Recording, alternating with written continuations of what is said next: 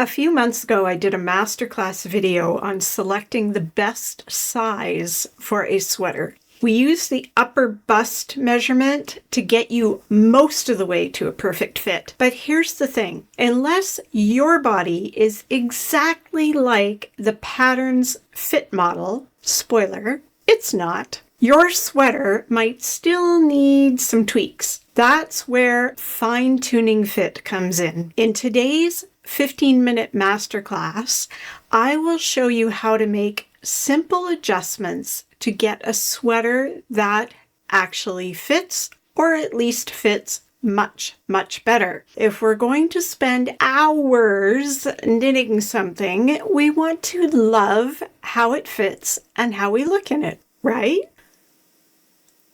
I need to teach you how to use a calculator, Oscar. We're also going to talk about the extra credit work I did on this sweater to get the fit just right. But for now, let's dive into the basics. Needles up, let's get to class. We will start with bust adjustments. You may not be aware of this, but the industry standard in pattern drafting, both for knitting and sewing, is based on a B cup. This matters because many patterns assume a standard bust to frame ratio of a 2-inch difference, which may not match your body. It certainly doesn't match mine.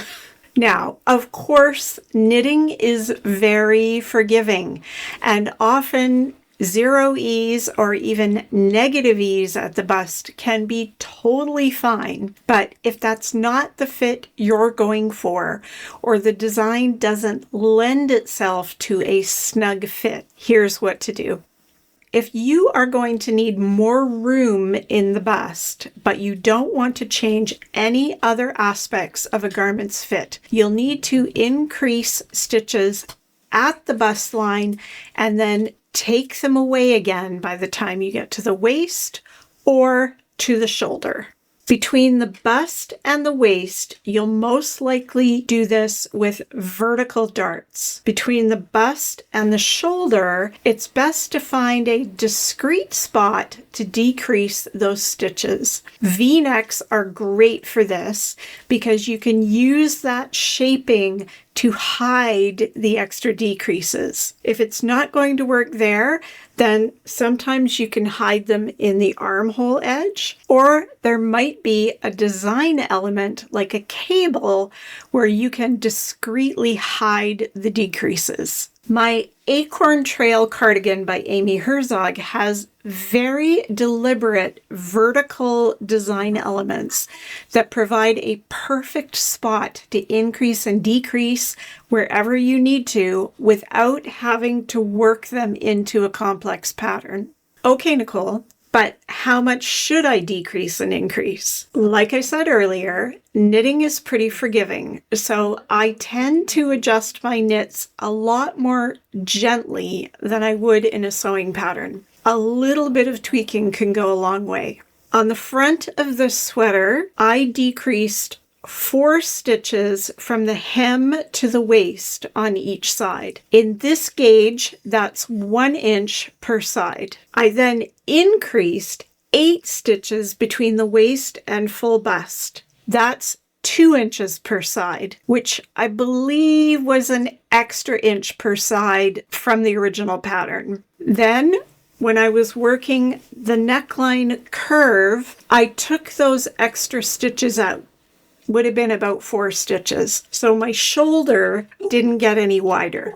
You know, I don't wear this lovely cardigan enough. Maybe I should wear it in the next video.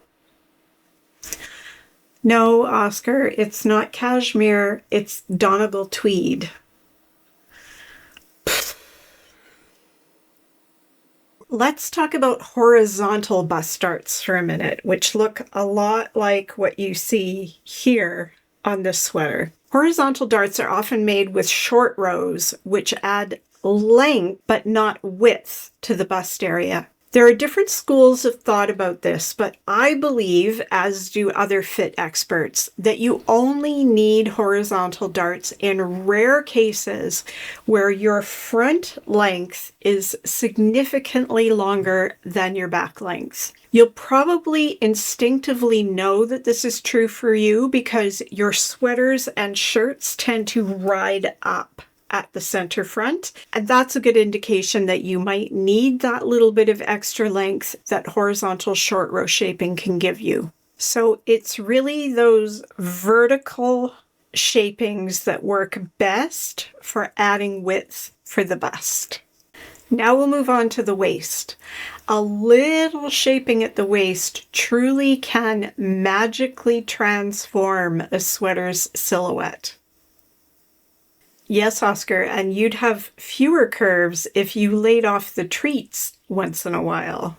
Here's a couple of ways that you can nip in that waist a bit. The standard way is to use shaping with increases and decreases at the side seam. You can see right in this area where there have been decreases into the narrowest part of the waist and increases back up to the bust area.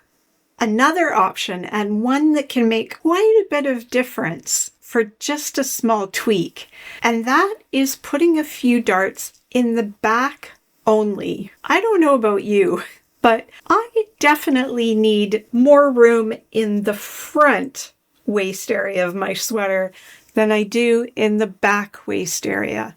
Nipping that back waist in a little bit can go a long way towards giving you a really nice tailored fit without distorting any of pattern work on the front or exaggerating any curviness you might have over here. I'm going to use my acorn cardigan again as an example because I nipped in more waist shaping in the back of this cardigan than I did in the front. I did 6 decreases between the hem and the waist in the back, where I only did 4 on the front. I know it doesn't sound like much of a difference, but at this gauge, those few stitches changed everything. If your pattern doesn't mention anything about putting any shaping in the back waist, all you need to do is take that back schematic, divide it into thirds, and you're going to work those decreases on those 1/3 lines up to the waist and then increase them back out again after the waist. You get to decide how quickly or slowly you want that to happen. In other words, how many rows you want between those decreases and increases. And yep, you might have to swatch to figure that out. You really didn't think I was going to make it through a whole video without talking about swatching, did you? I don't know about you, but my biceps aren't what they once were. I tend to like my sleeves on the snugger side, but not tourniquet snug. So I'm always checking the schematic of my patterns to see if the finished bicep width in the body size I've chosen is going to make me happy, or if it's too tight or too loose, I fix it. As with everything in knitting, there are lots of ways to adjust sleeve fit, but my go-to is letting the pattern do the math for me. Look at the pattern schematic and figure out which size sleeve is best for you and highlight that size on the schematic and the pattern instructions. This method works really well if you are one size off in either direction. If the change that you need to make is more than that, you probably need a more complex fit adjustment. And we don't have time for that today, but I'll give you some resources at the end of the video, or you can just ask YouTube to find you a detailed video on sleeve fit. I'm sure YouTube will accommodate. You're going to knit the whole sleeve in that new size. If you don't want the cuff or the lower part of the arm to be in the bigger size, you can add some evenly spaced decreases at the underarm to bring the stitch count back to the body size, or smaller, or bigger.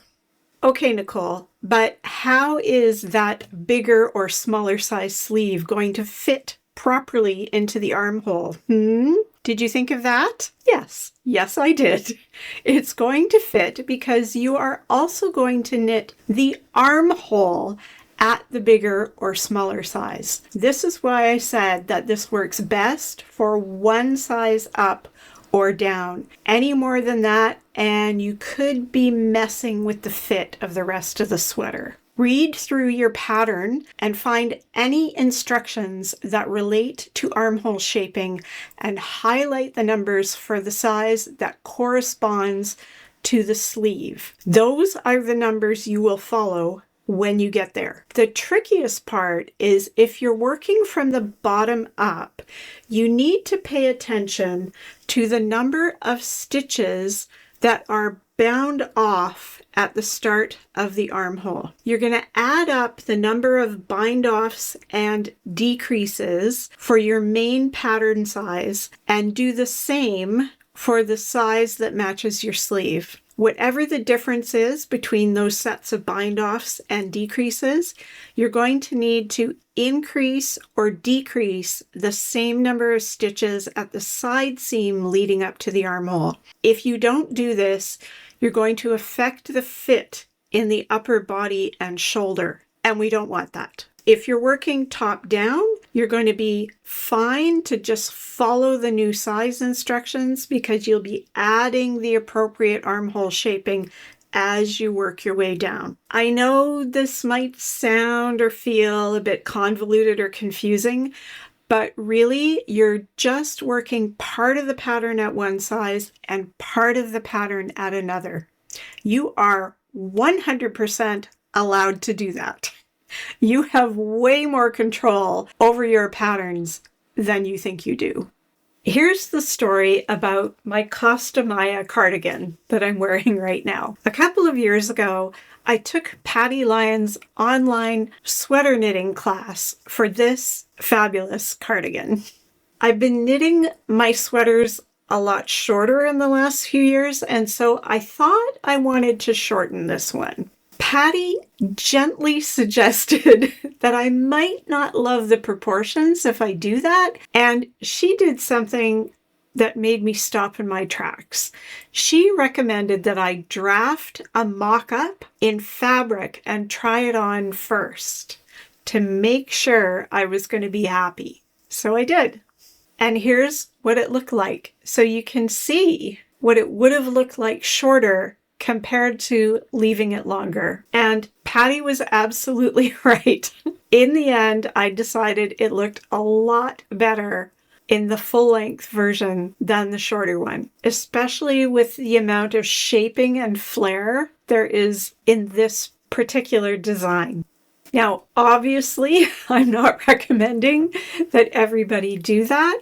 I was able to do it because I happen to also have sewing skills, but it's actually not as hard as you might think. I just use the measurements off the schematic to draft the pattern pieces. They didn't have to be perfect. I just needed to get the gist of the fit and flare and silhouette of this particular sweater.